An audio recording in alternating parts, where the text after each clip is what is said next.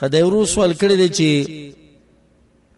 د قربانۍ د پاره قرض پیسې د چا نه اخیسته د صحیح طریقه ده او کنه؟ الجواب قرباني په د حکم د علماء منځ کې اختلاف دی چې دا واجب ده او که دا سنت مؤکده ده.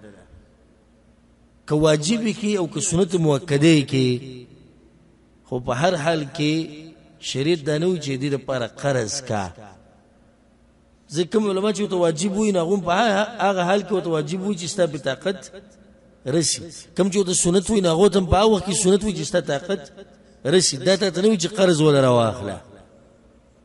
خو په یو حال کې دې لپاره قرض راغسته بعض علما ته مستحب وي، وغاله چې یو سړی دی هغه ته پته لري چې زه پیسې ورکوم. لکه یو سړی دی په تنخواه باندې کار کوي او تنخواه ته اته ورځې پاتې دي او اختر راغی، د دې یو کس نه قرض راواغستې چې بیا به یې درکمه، نو دا صحیح ده که نه صحیح؟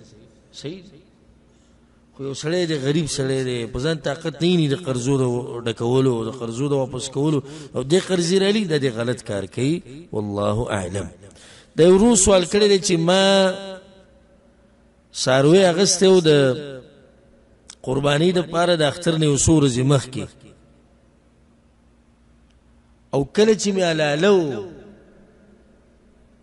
نو د هغې نه یو دوه درې ګنټې مخکې په پوړو باندې مې راکوزه راولید، نو دا یو وخت په ماته شو. دغه قرباني به زما شوي او که نه به یې شوي؟ الجواب قرباني دپاره چې څاروی واغستو دا دې وقف کو د چا دپاره؟ الله دپاره. اوس دې کې نقصان په دوه قسمه دی.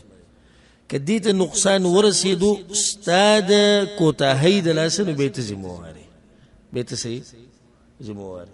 او که ستا د کوتاهۍ د لاسه نه رسېدلی، نو بیا به قرباني کېږي.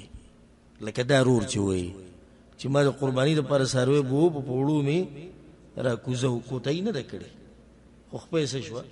ماته شوه. نو په دې څاروي باندې قرباني کېږي. والله اعلم.